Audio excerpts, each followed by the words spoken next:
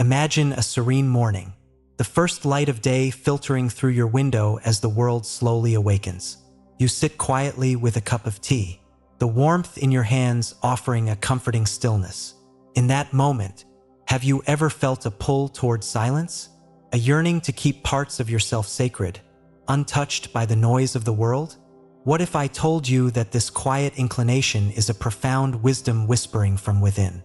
As we move through life, particularly after 55, there is a growing realization that some aspects of our journey are best kept private, not to hide from others, but to protect the treasures of our peace and dignity. Today, we embark on a reflective journey together, a conversation, not a lecture. I invite you to walk alongside me as we explore 9 life lessons about the art of discretion.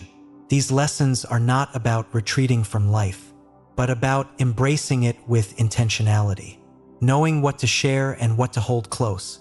By the end of this journey, you might discover that the simplest choices, like holding your finances or beliefs with quiet care, can lead to a richer, more empowered life.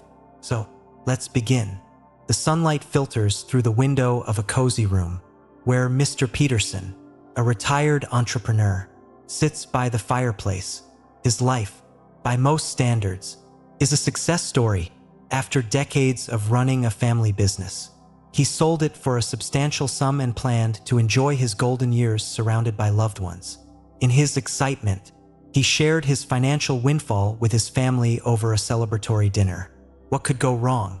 First, nothing. His children congratulated him. His siblings expressed pride. And the evening felt like a beautiful culmination of years of hard work. But as the months went by, subtle changes crept in. His eldest son started discussing business ideas and asked if Mr. Peterson could invest a little to help get started. His younger brother began hinting at financial struggles and how a small loan could make a world of difference. Even casual acquaintances started joking about his deep pockets. What started as joy soon turned into stress. Mr. Peterson, naturally generous, wanted to help but found himself weighed down by expectations. Every decision to give or not to give seemed to spark unspoken judgment. He began avoiding conversations about money altogether, realizing too late that his initial openness had created a web of obligations. This scenario isn't unique. Many retirees and older adults face similar challenges when they share too much about their financial situation. It's a dilemma rooted not in malice but in the complexities of human relationships. The truth is, money can change dynamics in ways we don't anticipate. In Buddhism, there's a teaching about right speech, one of the Noble Eightfold Path's components. Right speech urges us to speak in ways that are truthful, necessary, and kind. When applied to financial matters, it reminds us that discretion is not about secrecy but about protecting our peace and the peace of those around us. By choosing silence or speaking selectively, we can avoid unnecessary complications and preserve harmony. The Buddha also spoke of attachment, a source of suffering. In the context of finances, attachment can take many forms, not just greed but also the need for validation through wealth. When we share financial details, sometimes it's driven by an innocent desire to connect or be appreciated. Yet, the unintended consequences often outweigh the benefits. Imagine a retired schoolteacher, Mrs. Carter, who lived modestly her entire life. When she received a significant inheritance, she mentioned it to a few close friends. Soon, she noticed their behavior changing. One friend started asking her to cover bills during outings, while another frequently brought up financial struggles. Mrs. Carter began feeling guilty for having more and resented the unspoken expectations. She turned to a Buddhist meditation group, seeking clarity. Through practice, she realized that her guilt and frustration stemmed from her attachment to others' perceptions. She began practicing mindful silence, sharing less and focusing on gratitude for her financial stability. Slowly, the dynamics improved. Her relationships, once strained by unspoken tension, returned to genuine connections. This principle, guarding financial privacy, goes beyond practical benefits. It nurtures emotional well-being. By keeping money matters private, We free ourselves from the burden of others' opinions and judgments. We protect our independence, allowing our actions to reflect our values without the weight of external expectations. Warren Buffett, one of the wealthiest individuals in the world, exemplifies this philosophy. Despite his immense fortune, he lives in the same modest home he purchased decades ago. He rarely discusses personal spending, letting his investments and philanthropic efforts speak for themselves. His discretion is a testament to the power of humility and self-assurance. There's also a deeper layer to financial privacy, one rooted in the Buddhist concept of letting go. Letting go doesn't mean renouncing wealth, but releasing the need to announce or justify it. It's about finding contentment within, unshaken by external validation or criticism. When we embrace this mindset, we discover a profound sense of freedom. Consider this: what if Mr. Peterson had chosen not to share his financial windfall? His relationships might have remained untainted by expectations. He could have supported others on his terms, free from obligation. The simplicity of discretion could have preserved his peace of mind. In our own lives, financial privacy is a quiet act of self-care. It allows us to navigate the complexities of money without inviting unnecessary stress. When we choose to share selectively or not at all, we create space for independence and dignity. Next time you're tempted to discuss your finances, pause and reflect. Is sharing this information truly necessary, or might silence serve you better? This small habit of discretion, like many Buddhist practices, can transform not only how you manage your resources, but also how you experience the richness of life itself. As we age, let us embrace the wisdom of silence, not as a retreat, but as a powerful affirmation of our inner strength. Financial privacy is more than a boundary. It's a gateway to a life of balance, grace, and unshakable peace. Age, the misunderstood number. In the soft glow of a late afternoon, Emily sat by her window, sipping tea and watching the world go by. She had just celebrated her 65th birthday, a milestone that had left her with mixed feelings. Her friends and family had thrown her a lively party, complete with balloons that loudly proclaimed her age in glittering numbers. 65 and fabulous, they had cheered, but Emily couldn't shake the nagging thought. Why did it feel like the world had started to define her more by the number of years she'd lived than by the life she still had left to live? Emily's story is one that resonates with many as they navigate the later chapters of life. Age is, after all, an unavoidable reality, a marker of time's passage. But when we place too much emphasis on it, particularly in how we present ourselves to others, it can unintentionally limit how people perceive us. By constantly bringing up age in conversations, we may subtly reinforce stereotypes about aging that are not reflective of who we truly are. Think about it. How many times have we heard phrases like, "I'm too old for that," or "at my age, what can you expect?" These words, even when spoken lightly, carry weight. They set boundaries that don't need to exist and give others permission to view us through a lens of limitation. But what if we stopped defining ourselves by our years and instead let our actions, passions, and character take center stage? Consider the story of Toni Morrison, the acclaimed novelist and Nobel Prize winner. Morrison's career reached new heights in her 60s and 70s, a time when many might assume their prime years are behind them. She didn't focus on her age or allow it to dictate what she could accomplish. Instead, she devoted herself to her craft, publishing some of her most powerful works during this time. Her life serves as a reminder that age is not a barrier but a backdrop, one that can frame extraordinary achievements if we don't let it define the narrative. In Buddhist philosophy, the concept of impermanence, anicca in Pali, teaches us that all things are in constant flux, including our age and physical state. This understanding can be liberating. Instead of clinging to the idea of youth as a fixed ideal or fearing the passage of time, we can embrace the present moment fully. After all, the wisdom we've accumulated and the depth of experience we carry are far more valuable than any arbitrary number. Emily's journey towards seeing age differently began with a conversation with her granddaughter. "Mia, Grandma," Mia said one day, Why do you keep saying you're old? You're the one who taught me to bake, who paints the most beautiful pictures, and who makes me laugh harder than anyone else. You're not old, you're amazing. Mia's words struck a chord. Emily realized she had been focusing too much on what society told her about aging rather than what she felt inside. She still had so many interests, projects, and dreams she wanted to pursue. Inspired by Mia's innocent wisdom, Emily decided to challenge herself. She signed up for an online painting course, something she had always wanted to try but had put off for years. She started walking in the mornings, marveling at how alive she felt as the world woke up around her. Through these small actions, Emily began to redefine her narrative. She stopped mentioning her age in conversations and focused instead on what she was doing and learning. To her surprise, people responded differently. They no longer commented on her age but instead admired her enthusiasm and curiosity. This shift in perspective not only changed how others saw her but also how she saw herself.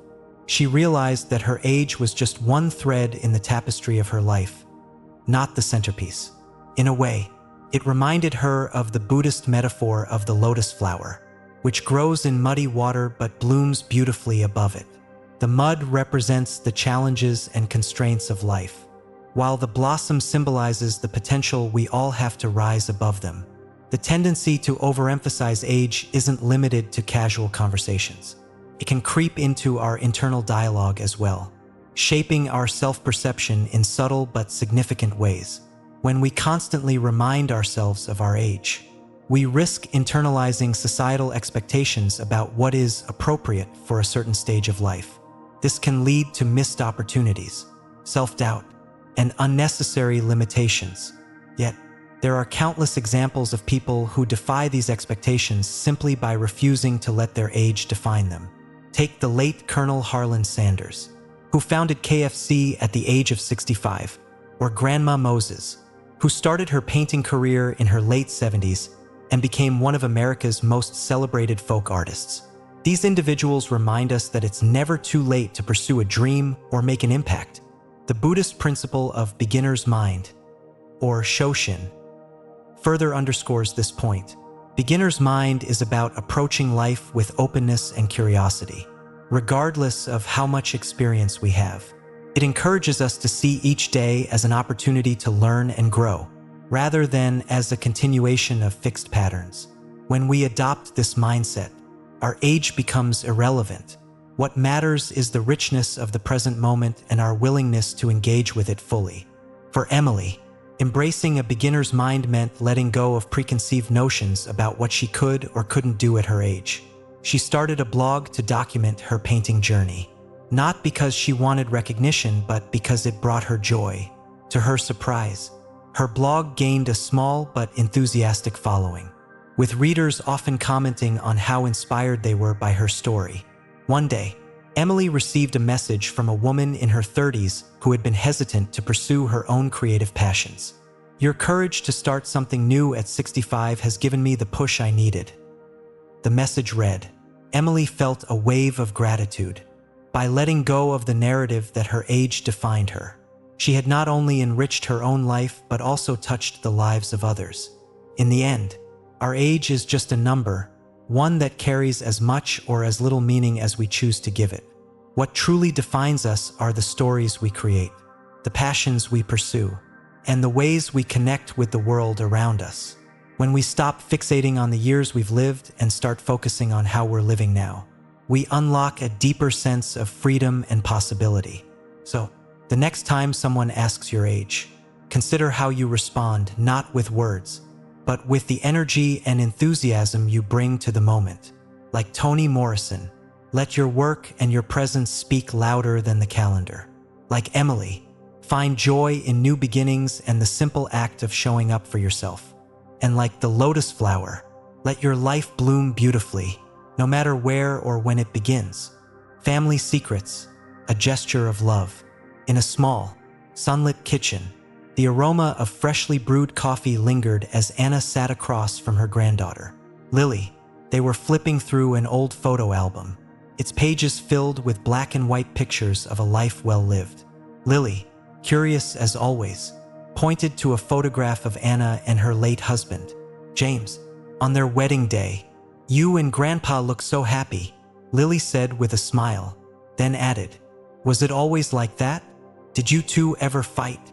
Anna paused for a moment, her fingers tracing the edge of the photograph. Memories flooded back, some joyful, others painful. She thought of the early years of their marriage, the moments of intense love intertwined with periods of misunderstanding. There had been times when the foundation of their relationship felt fragile, when unspoken resentments threatened to erode the bond they had worked so hard to build. But as Anna looked into Lily's bright, eager eyes, she chose her words carefully. "Oh, we had our moments," she said, her voice warm and calm. "But what mattered was that we always found our way back to each other." She didn't share the details of the arguments they'd had, the long nights spent in silence, or the years of struggle to rekindle their connection, not because she wanted to hide the truth, but because she understood that some stories belong to the past. Lily didn't need to carry the weight of those memories or see her grandparents' love through the lens of their struggles. Anna's decision to protect those details wasn't about denial. It was an act of love. Family secrets often occupy a complicated space. They can feel like a burden to keep, yet revealing them indiscriminately can cause unintended harm.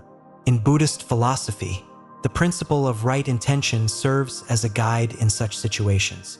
Right intention encourages us to act with kindness and mindfulness, considering the impact of our actions on others. Choosing what to share and what to keep private becomes less about withholding information and more about preserving harmony and respect. Take the story of the Nguyen family, a multi-generational household in Southern California. For years, they carried a private story. The grandparents had faced severe financial difficulties during their early years in America, even considering separating at one point. Despite the hardship, they stayed together, worked tirelessly, and eventually built a stable, loving home. As their grandchildren grew older, they often asked about the family's journey.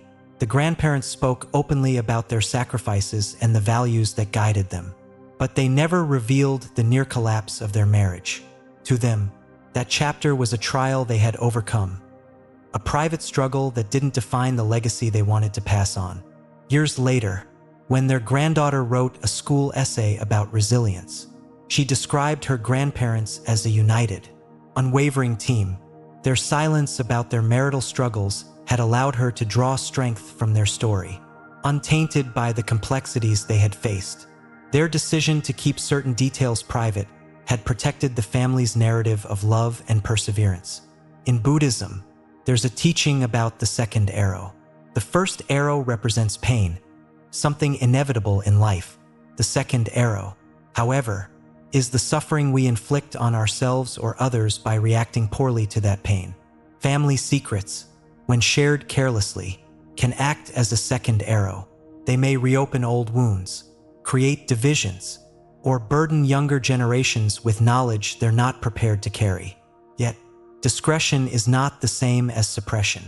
It's about holding space for both truth and compassion, choosing silence when it serves the greater good. The act of keeping family matters private can be a profound gesture of love, a way of shielding others from unnecessary pain while honoring the lessons those experiences have taught us. This balance was beautifully illustrated by Michael, a middle-aged father who discovered late in life that his parents had briefly separated during his childhood. When he asked his mother why she had never told him, she smiled softly and said, "We didn't want you to feel like you had to choose between us. We worked it out because we loved you, and that's all that mattered." Her words stayed with him, not because of what she had kept hidden, but because of the love that guided her decision. It reminded him of a teaching he had heard in a meditation class.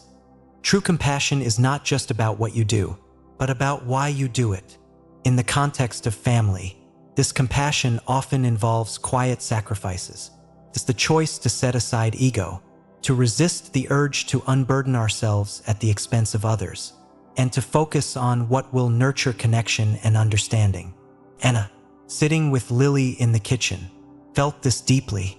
She didn't need to recount the arguments or the nights she and James had spent working through their differences. Instead, she chose to share the essence of their journey, the love that endured and grew despite the challenges. As they closed the photo album, Anna leaned over and said, "What's most important is that we loved each other deeply. That love carried us through everything." Lily smiled, her heart full of admiration for her grandmother's wisdom. She didn't need to know every detail to feel the depth of Anna and James's bond. What Anna had shared and what she had chosen to keep private allowed their love story to remain a source of inspiration, not complication. This approach to family secrets mirrors the Buddhist practice of mindful speech. Before speaking, practitioners are encouraged to ask themselves, is it true? Is it necessary? Is it kind? These questions serve as a compass, guiding us toward words that heal rather than harm.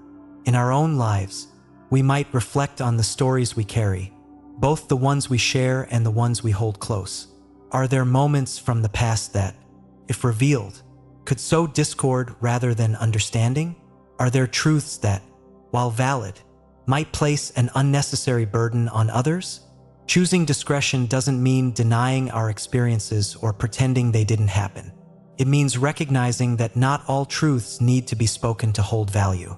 Some are meant to shape us quietly, deepening our compassion and strengthening our relationships without ever being voiced. As the Buddha taught, the ultimate goal of our actions is to alleviate suffering, not just our own, but that of those around us. In this light, keeping certain family matters private becomes an act of grace, a way of fostering harmony and protecting the bonds that matter most. In the quiet moments of reflection, we can find peace in knowing that the stories we choose to keep are not secrets in the negative sense. They are treasures, guarded with care, shared only when the time and circumstances align with love and understanding. And as Anna turned off the kitchen light that evening, leaving Lily to her thoughts, she felt a deep sense of contentment. She had given her granddaughter not the weight of the past, but the gift of a story rooted in love. In that choice, she honored the spirit of her family, creating a legacy of connection and resilience that would endure for generations to come. Health updates: retaining your strength. In a quiet park on a sunny afternoon, Robert sat on a bench, observing the world around him. At 72, he had made peace with the rhythm of his days.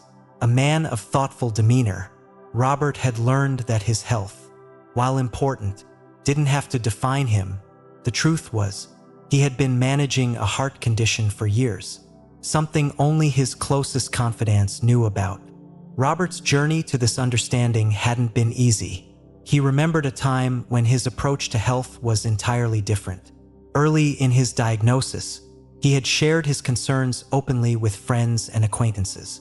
He thought it might help to talk about the challenges he faced: doctor's visits, medication adjustments, and moments of uncertainty.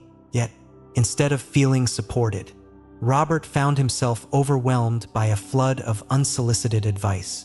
"Well, my neighbor cured his heart issues with this special diet. Have you tried it?" one friend asked. "You should really avoid all salt and caffeine." Another chimed in, despite not knowing the specifics of his condition. Even well-meaning words like, "Oh, I'm so sorry for you," began to weigh on him.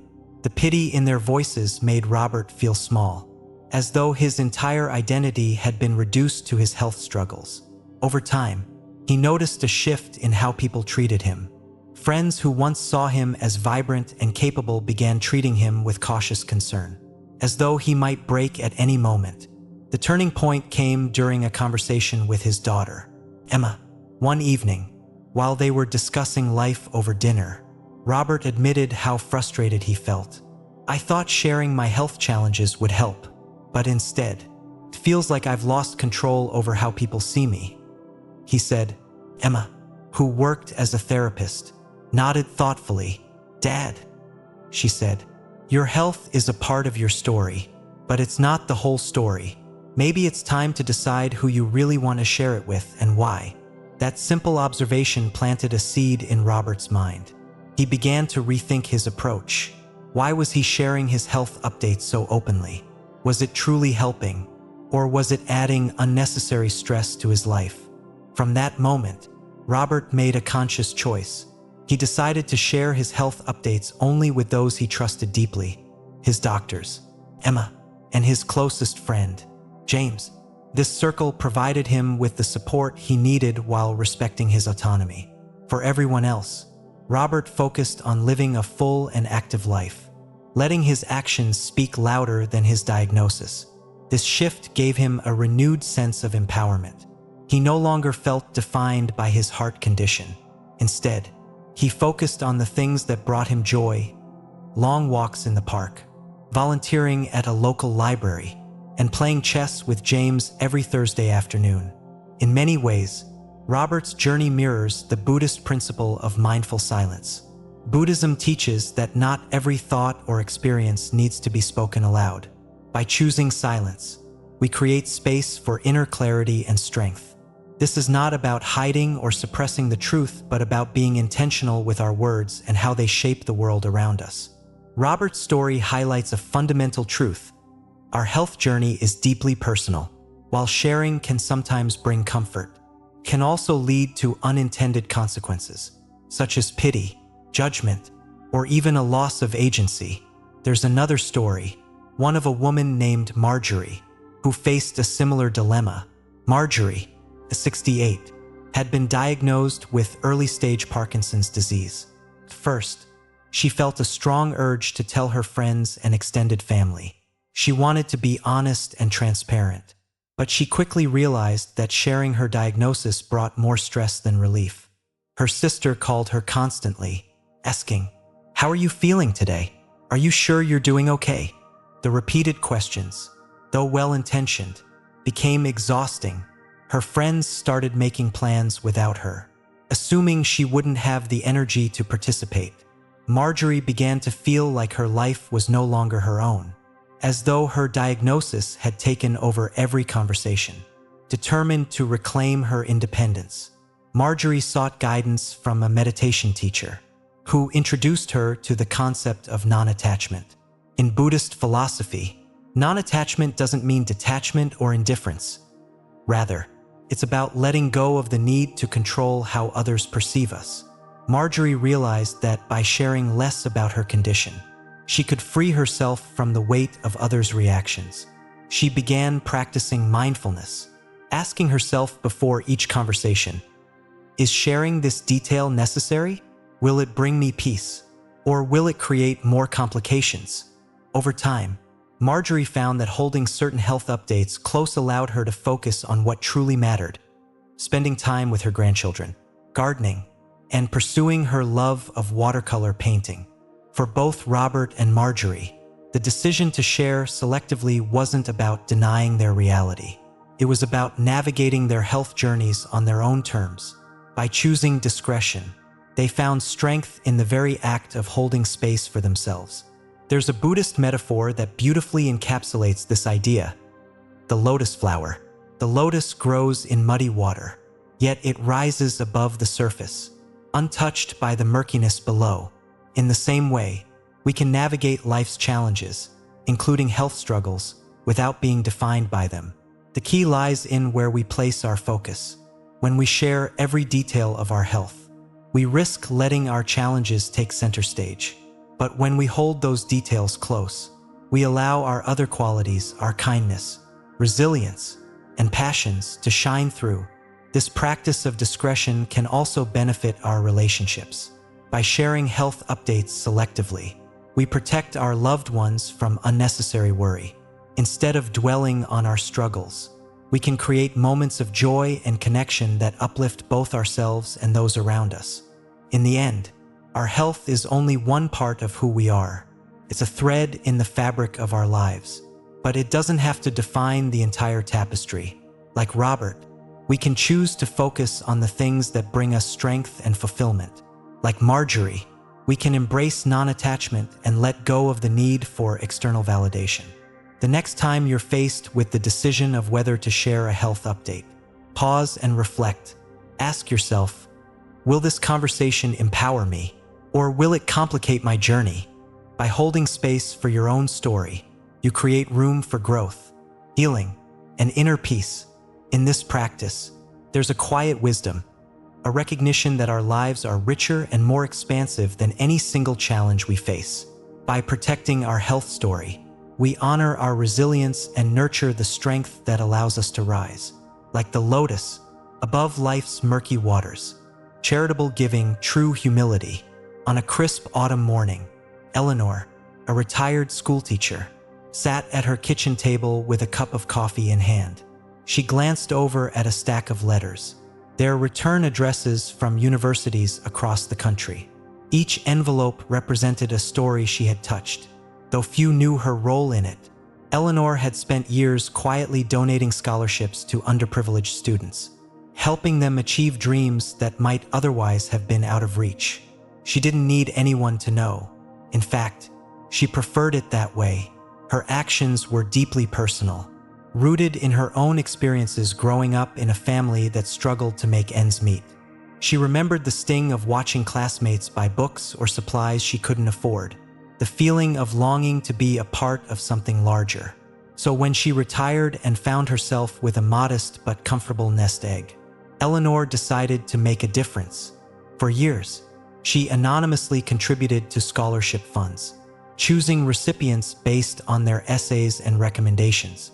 She never met the students she supported, nor did they know her name. Yet, one day, a serendipitous encounter changed that. Eleanor had been walking through the local library when she overheard a young woman speaking passionately about her college experience.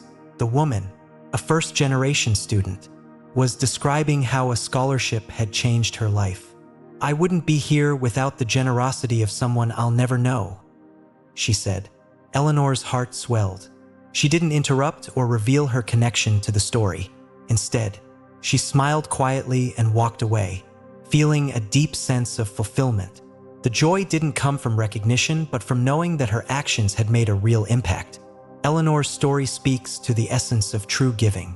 Charity, when done with humility, carries a purity that transcends the giver's ego.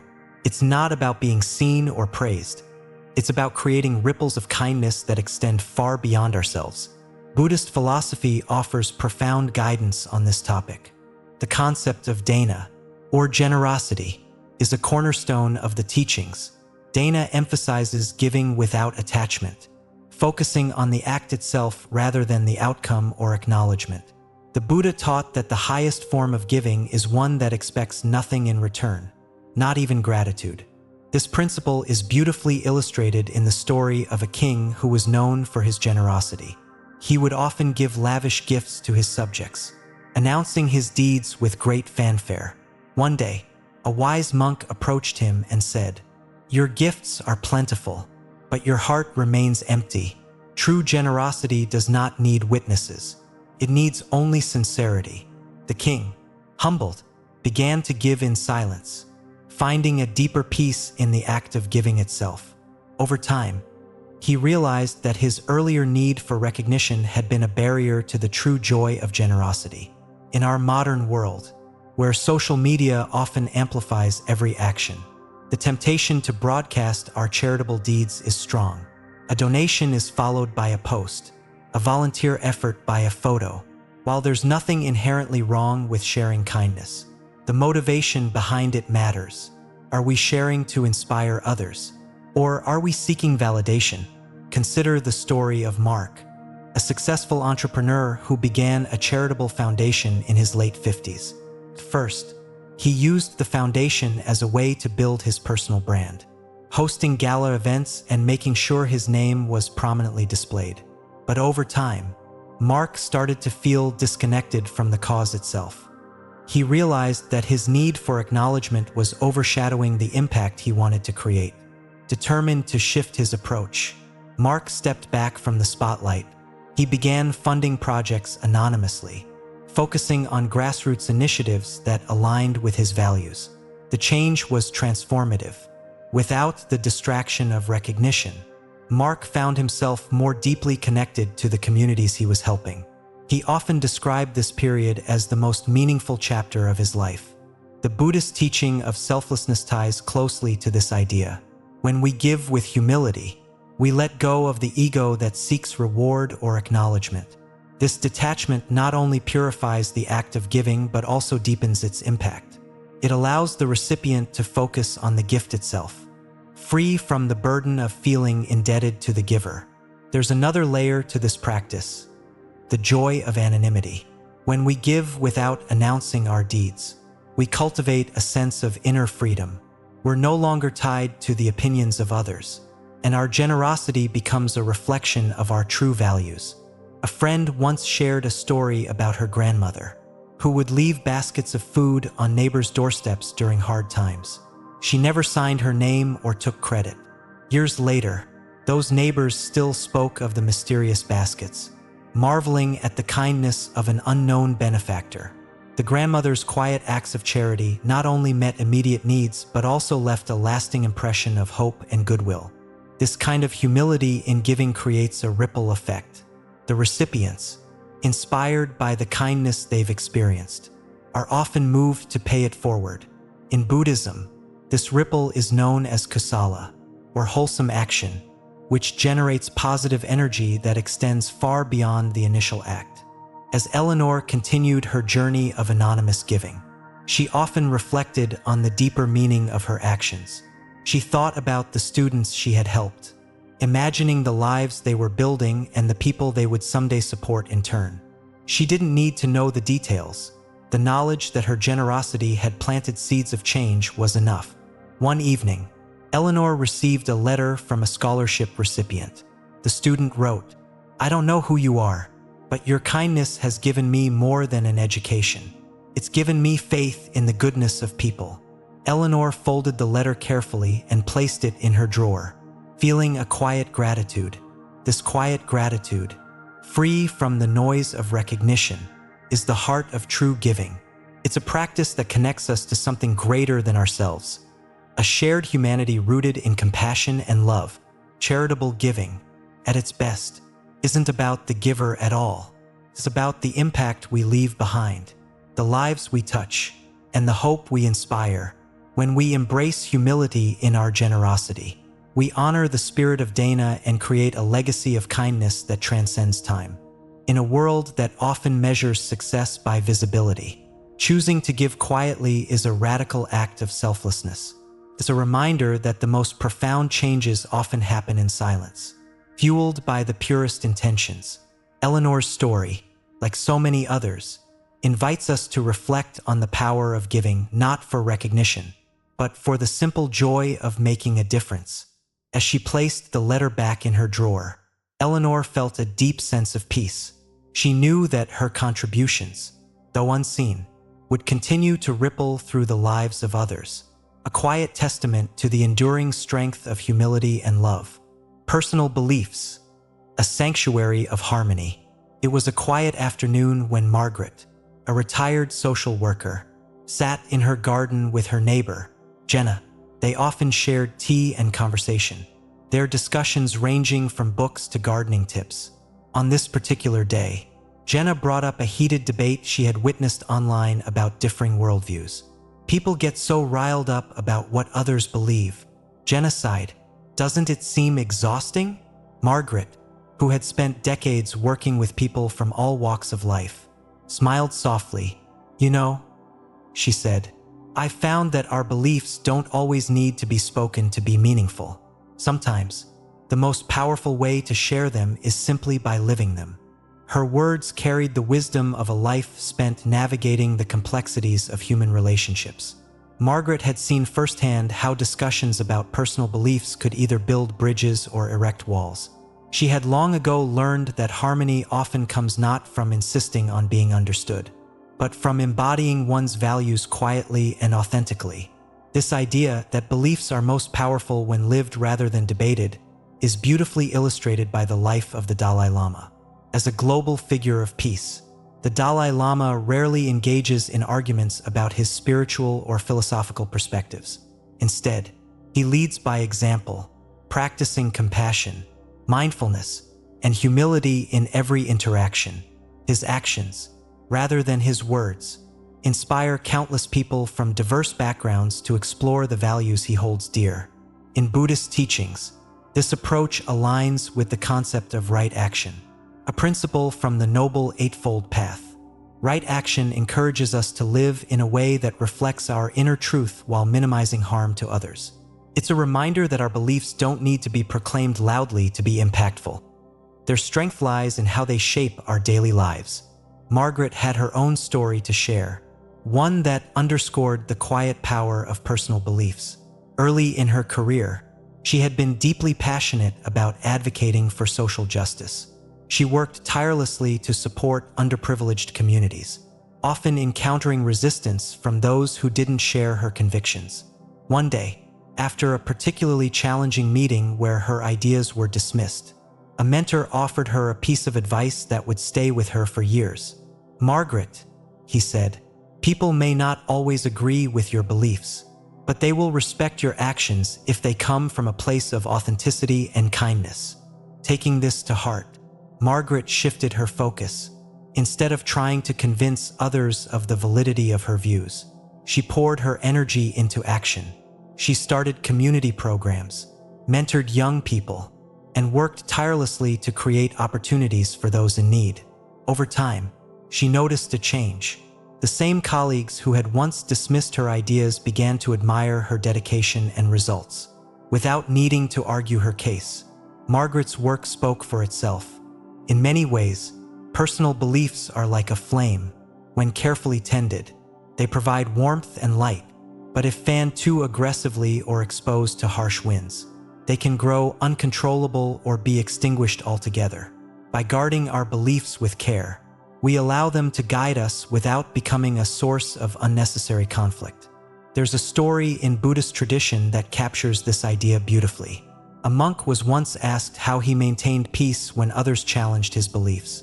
He responded with a simple metaphor: "When someone offers you a gift, you have the choice to accept or decline it. If you decline, the gift remains with the giver."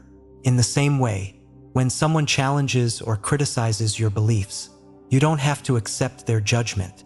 You can simply let it remain with them, while holding your peace. This story speaks to the power of detachment, not from our beliefs, but from the need for validation. When we let go of the desire to be understood or agreed with, we create space for harmony, both within ourselves and in our relationships. Margaret experienced this firsthand during a family gathering years later. Her nephew, a staunch skeptic of the social causes she supported, began questioning her work. Instead of engaging in debate, Margaret listened patiently and responded with grace. "I see why you might feel that way," she said, "but for me, helping others is simply part of who I am." Her calm response diffused the tension. Rather than feeling compelled to defend her beliefs, she allowed them to stand on their own, rooted in her actions. That evening, her nephew approached her privately. "I may not agree with everything you do," he admitted, "but I respect the way you live your values." This quiet exchange reinforced Margaret's belief that authenticity is more powerful than argument. By choosing not to engage in conflict, she preserved the relationship and planted a seed of mutual respect. The practice of living one's beliefs authentically doesn't mean avoiding all conversations about them. There are moments when sharing our perspectives can foster understanding and connection, but the key lies in discerning when and how to speak. Before entering a discussion, we might ask ourselves, is this conversation likely to build bridges or create division? Are my intentions rooted in compassion? Or am I seeking validation? This mindfulness can transform the way we engage with others, allowing us to share our beliefs in a way that uplifts rather than alienates. It also helps us recognize that not every belief needs to be shared. Some are deeply personal, shaped by years of reflection and experience. Holding these beliefs close can be an act of self-respect, a way of honoring our journey without exposing it to unnecessary scrutiny. For Margaret, this approach brought a profound sense of peace. She no longer felt the need to explain or defend herself.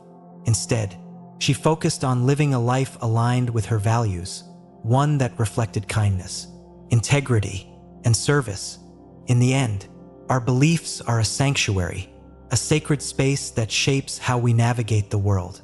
By treating them with care and discretion, we create a foundation for harmony within ourselves and our relationships. And like the Dalai Lama, we can inspire others not through words alone, but through the quiet power of a life well lived. As Margaret looked out over her garden that afternoon, she felt a deep sense of gratitude.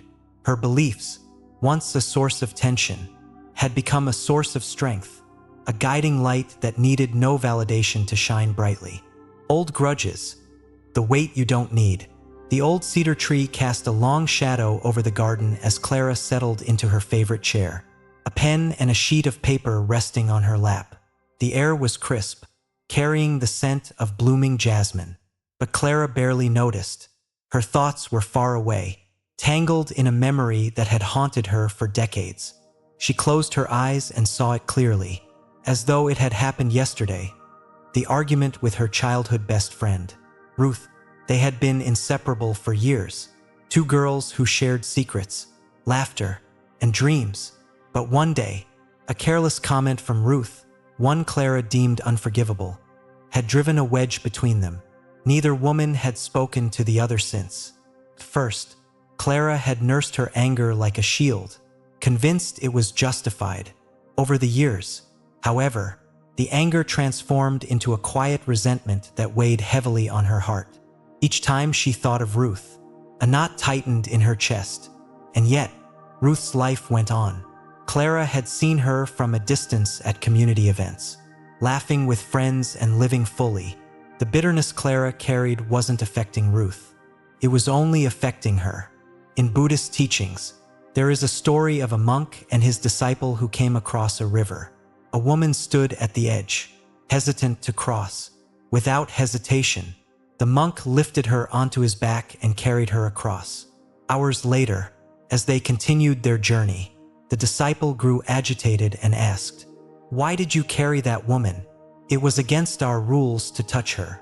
The monk replied calmly, "I set her down at the river's edge. Why are you still carrying her?" The story struck Clara when she first heard it in a meditation class. She realized that her grudge against Ruth was her version of the woman by the river. Ruth had moved on, but Clara was still carrying the weight of that moment, a burden that no one but herself could release.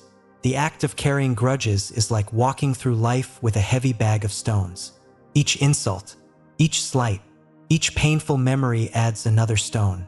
Eventually, the bag becomes so heavy that it slows us down, pulling us away from the joy and freedom that life offers. And yet, many of us cling to these stones, convincing ourselves that letting go would mean surrendering our dignity or admitting defeat. For Clara, the process of letting go began with a letter. One autumn morning, after years of avoiding her feelings, she sat in her garden and began to write. She poured out everything, the hurt, the anger, the disappointment. She wrote about how Ruth's words had cut her deeply and how the silence that followed had hurt even more. But as the letter unfolded, Clara felt a shift. The act of writing softened her anger. For the first time, she began to see Ruth not as an adversary but as a human being who, like herself, was capable of making mistakes. By the time Clara finished, the resentment that had gripped her for decades had begun to loosen. Clara never sent the letter. She didn't need to. The act of writing it was enough to free her from the weight she had carried for so long. In Buddhism, forgiveness is not about condoning harm or forgetting the past. It's about releasing yourself from the cycle of suffering. The Buddha taught that holding on to anger is like grasping a hot coal with the intent of throwing it at someone else. You are the one who gets burned. By letting go, we allow ourselves to heal, to reclaim the energy and peace that resentment steals from us. Clara's story reminds us that forgiveness is not for the other person. It's for ourselves. When we choose to let go of old grudges, we liberate our hearts and minds from the chains of the past. There is another story, one of Samir, a former businessman who had fallen out with a close colleague over a failed partnership. For years, Samir blamed his colleague for the collapse of their business, believing that his actions had led to the financial losses Samir endured. Each time Samir thought of his colleague, anger flared within him. One day, Samir attended a retreat where the speaker discussed the Buddhist concept of impermanence. Or Anika, the speaker explained that nothing in life is permanent, not our successes, not our failures, and certainly not our pain. That evening, as Samir meditated, he reflected on this idea. He realized that his grudge was a futile attempt to cling to something that no longer existed. The business, the partnership, even the version of himself who had suffered those losses. By holding on to resentment, he was clinging to a past that he couldn't change. Inspired by this realization, Samir wrote a note to his former colleague, expressing his wish to let go of the past and move forward. To his surprise, his colleague responded with gratitude, admitting that he, too, had carried guilt over their fallout. While they didn't rebuild their partnership, they found a sense of closure that allowed both of them to move on. The act of releasing a grudge doesn't always involve reconciliation. Sometimes, it's a private, internal process, like Clara's letter, that brings us peace. Other times, it may lead to unexpected healing in relationships. Either way, the result is the same: freedom. In the Buddhist tradition, there's a practice called metta meditation, or loving kindness meditation. This practice involves sending goodwill to yourself, to loved ones, to neutral people, and finally to those with whom you have conflict. The goal is not to force forgiveness, but to cultivate a sense of compassion that softens the barriers we build around our hearts. Clara began practicing metta meditation after writing her letter. Each morning, as she sat in her garden, she would close her eyes and silently repeat phrases like, "May Ruth be happy. May she be healthy. May she live with ease." At first, the words felt hollow, but with time, they began to feel genuine.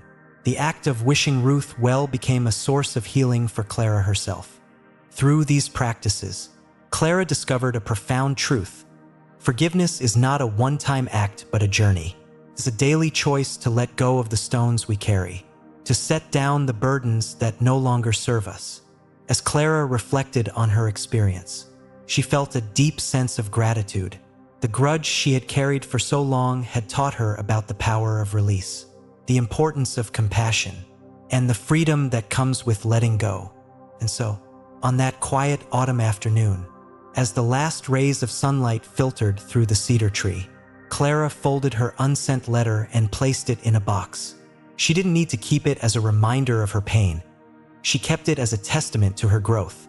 In the end, the act of letting go is not about the person who hurt us. It's about choosing peace for ourselves. Like the monk who set the woman down at the river, we, too, can decide to release the burdens that weigh us down.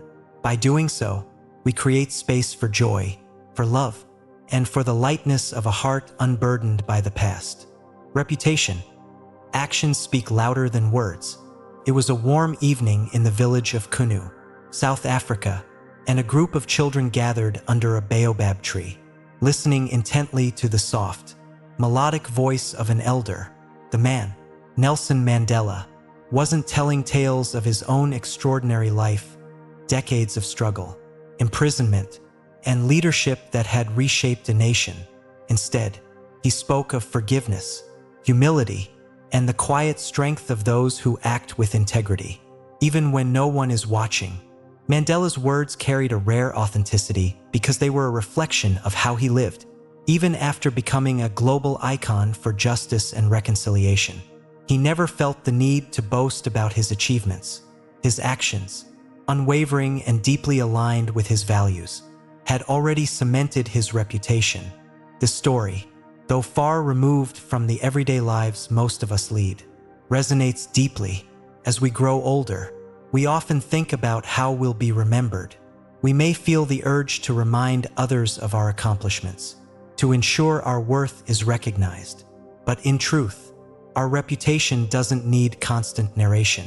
It is written in the way we live, in the choices we make, and in how we treat others. Take Margaret, a retired school principal in her late 70s. Her life had been one of dedication to education and her community. Over 4 decades, she had transformed a struggling rural school into a place of opportunity and hope, securing resources, mentoring young teachers, and inspiring countless students to pursue their dreams. Yet, Margaret never talked much about her work. When asked, she would smile and say, "I just did what needed to be done." It was her former students who spoke of her with reverence, sharing stories of how she had changed their lives.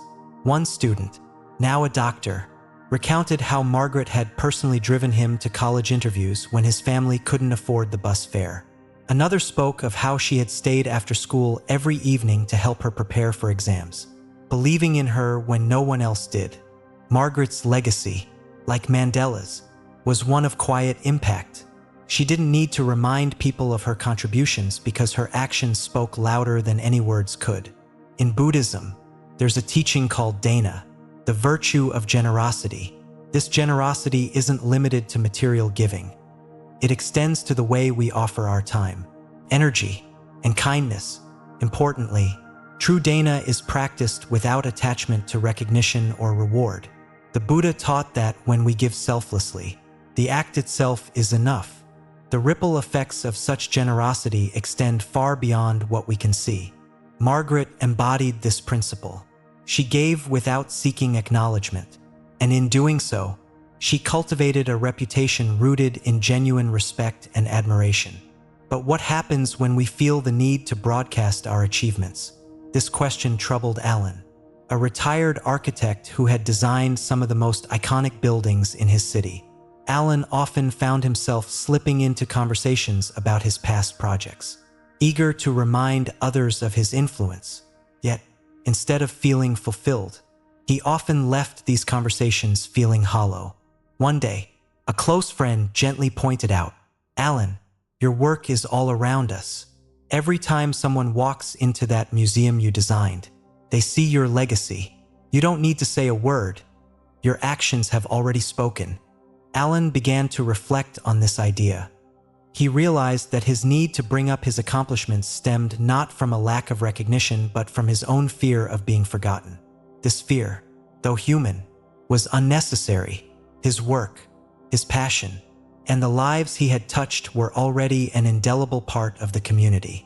Inspired by this insight, Alan decided to focus less on what he had done in the past and more on how he could contribute in the present.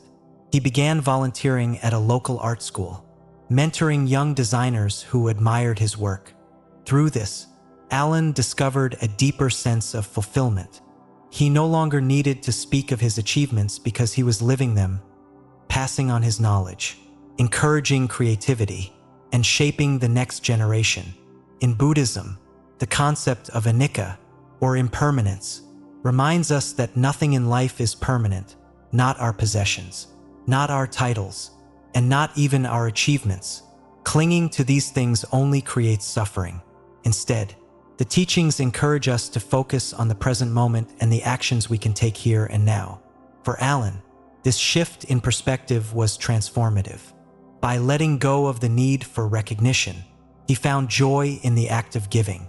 His reputation, once tied to his past achievements, began to evolve into something richer, a reflection of his generosity and humility in the present. This idea of living authentically and allowing our reputation to follow is echoed in the life of Ruth, a homemaker whose name never appeared in headlines or history books. Ruth spent her life quietly caring for her family and community. She was the one people called when they needed a meal during hard times, when they needed someone to watch their children, or when they simply needed a listening ear. At her funeral, the church was filled beyond capacity. Person after person stood to share how Ruth had touched their lives. A young mother spoke of how Ruth had shown up at her doorstep with groceries during a particularly difficult month. An elderly man shared how Ruth's encouragement had given him the confidence to pursue a long-abandoned dream. Ruth had never sought recognition for these acts of kindness. In fact, she often brushed off gratitude with a simple, "It's nothing," but in her quiet way, she had built a reputation that would be remembered for generations. In Buddhist philosophy, this aligns with the concept of karma. Our actions, both large and small, create ripples that shape the world around us. These ripples don't require fanfare to be meaningful. They grow and spread naturally, leaving an impact far greater than we might imagine. As we reflect on how we want to be remembered, we might ask ourselves, are we living in alignment with our values? Are we focusing on the quality of our actions rather than their recognition? Mandela, Margaret, Alan, and Ruth each remind us that reputation is not something we need to construct or defend. It is the natural byproduct of a life lived authentically and generously. When we focus on what truly matters, our actions, our relationships, and our integrity, our reputation takes care of itself. In the end, the most powerful legacy we leave is not found in the words we speak about ourselves, but in the lives we touch through our actions. Like Mandela sitting under the baobab tree, Margaret mentoring her students, Alan inspiring young architects, and Ruth offering quiet kindness, we can create ripples that extend far beyond our time on this earth. And as we do, we may find that the peace and fulfillment we seek are already within us, carried not by the stories we tell but by the lives we live. Intimacy, the sacred connection. In a small town nestled in the hills of Vermont, there lived an elderly couple, Henry and Eleanor, who had been married for over 50 years. To the outside world, they were kind and loving neighbors who enjoyed gardening, attending community events, and walking hand in hand down the tree-lined streets. But what most people didn't see, and what Henry and Eleanor preferred to keep private, was the depth of their relationship, a bond cultivated in moments unseen by others. When asked about the secret to their long-lasting marriage, Henry would smile gently and say, "We've always been each other's sanctuary." Eleanor would nod in agreement, adding, "Some things are just for us, and that's how it should be." Their friends marveled at their connection but rarely asked further. Perhaps they sensed that the true essence of Henry and Eleanor's intimacy was not something that could be captured in words or shared in casual conversation. It was a sacred bond, nurtured over decades of shared joys, challenges, and quiet moments. This story reflects a universal truth about intimacy. It thrives in the spaces we protect, away from the noise of external opinions and judgments. In a world that often values transparency and oversharing, the idea of keeping something private can feel countercultural. Yet, in Buddhist philosophy, there is wisdom in discretion, particularly when it comes to the most sacred aspects of our lives. The Buddha taught the importance of right speech, speaking truthfully, thoughtfully, and only when it serves a meaningful purpose. This principle can be extended to our intimate lives, reminding us that not everything needs to be shared. By keeping certain parts of our relationships private, we create a sanctuary where trust and vulnerability can flourish. There's a story of a younger couple, Mark and Lisa, who learned this lesson the hard way. Early in their marriage, they frequently shared details about their relationship with friends and family. If they had an argument, Lisa would call her sister for advice, and Mark would vent to his coworkers. While they sought support, they soon realized that these outside opinions often made things worse. One day, after a particularly heated disagreement about finances, Mark confided in a friend who told him, "You should really be careful. Lisa might not have your best interests at heart." The comment, though unfounded, planted a seed of doubt in Mark's mind. Meanwhile, Lisa's sister began to criticize Mark openly, saying, "He doesn't appreciate you enough." The couple found themselves carrying not only the weight of their own emotions but also the judgments and biases of those around them. It wasn't until they attended a couples retreat, where they learned about the importance of boundaries, that they began to shift their approach. The retreat leader shared a profound analogy. Your relationship is like a garden. It needs sunlight, water, and care to grow, but it also needs protection. If you let everyone walk through it, trampling the soil and picking the flowers, it will never flourish. Mark and Lisa decided to treat their relationship as their sacred garden. They agreed to resolve disagreements privately and to limit how much they shared with others about their intimate life. Over time, they noticed a transformation. By holding their connection close, they deepened their trust and rediscovered the joy of simply being together. In Buddhism, The practice of mindfulness teaches us to be fully present in each moment, to approach our experiences with curiosity and compassion. When applied to intimacy, mindfulness encourages us to cherish the quiet, ordinary moments that often hold the most meaning. A shared glance, a gentle touch, or the warmth of simply sitting side by side. For Henry and Eleanor, mindfulness was a natural part of their relationship. Every morning, they would sit together on their porch, sipping coffee as the sun rose over the hills. They didn't need grand declarations of love or public displays of affection. Their bond was evident in the way they looked at each other, in the way they listened and responded with care. Their connection also extended beyond words. When Eleanor fell ill in her 70s, Henry became her primary caregiver. He tended to her needs with quiet devotion, never once complaining or seeking recognition. After her recovery, Eleanor reflected on those difficult months, saying, "Henry's love was my anchor. He didn't just tell me he loved me, he showed me every single day." This kind of intimacy, rooted in action and presence, reminds us that the most profound connections are often the most private. They don't require validation from others. They exist quietly, like the roots of a tree, grounding us in times of both joy and struggle. Yet, the modern world often pushes us in the opposite direction. Social media and cultural norms encourage us to share every aspect of our lives, including our relationships. Couples post anniversary tributes, engagement announcements, and vacation photos, inviting likes and comments that can feel validating in the moment. But there's a risk in this constant sharing. When we expose our intimate lives to public scrutiny, we open ourselves to opinions and comparisons that can undermine our confidence and connection. Intimacy, by its very nature, is not meant to be displayed. It's meant to be cherished in the quiet spaces where love can grow without interference. The Buddhist concept of inner refuge speaks to this idea.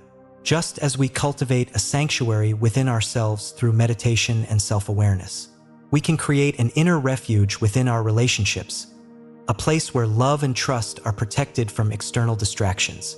Consider Maria, a widow in her 80s who had been married to her husband, Thomas, for over 60 years. After his passing, she often reflected on their life together. "We had our share of challenges," she said, "but what kept us strong was our ability to keep the world out when we needed to. Our relationship was ours. It wasn't for anyone else to define or dissect." Maria's words capture the essence of intimacy as a sacred connection. It's not about secrecy or exclusion. It's about honoring the unique bond we share with another person. This bond, when nurtured with care and respect, becomes a source of strength that carries us through life's uncertainties. In the end, intimacy is one of the most profound gifts we can experience. It's a space where we can be fully ourselves, free from judgment or pretense, whether shared with a partner or cherished as a personal journey of self-discovery. Intimacy deserves to be treated with reverence and discretion, as Henry and Eleanor showed, and as countless others have discovered. The beauty of intimacy lies not in what the world sees, but in what is held quietly between two hearts.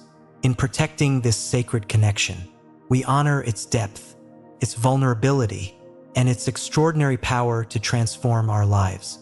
And here we are, at the end of this shared journey. I hope you've found moments of resonance, perhaps even quiet clarity. In these reflections, you see, the power of discretion lies not in building walls around yourself, but in nurturing a sanctuary, a sacred space where your soul can breathe freely, untouched by judgment or noise. It's a gift we give ourselves, a form of self-care that grows ever more precious as the years unfold. So let me ask you, what parts of your life might flourish if you simply kept them close to your heart? Could it be your dreams, your vulnerabilities, or perhaps your intimate victories, the small, quiet triumphs that only you can truly celebrate? Remember, this is not about withdrawing from the world, but choosing your moments of openness wisely. It's about living authentically, with a quiet confidence that doesn't need validation. As you step forward from this moment, I encourage you to reflect on these lessons and how they might enrich your life. perhaps you'll begin to notice the strength in silence, the dignity in restraint, and the immense freedom in guarding the sacred parts of your journey. If this conversation has touched you in any way, share your thoughts with me below. What resonated most deeply? What will you carry with you into tomorrow? And as we part for now, I leave you with this: life's most profound treasures often lie in its quietest moments. So, embrace your sanctuary, cherish it, and remember, the greatest strength often comes not from what we say, but from what we choose to hold close. Thank you for walking this path with me. Until next time, may you find peace, strength, and dignity in the silence that speaks to your soul.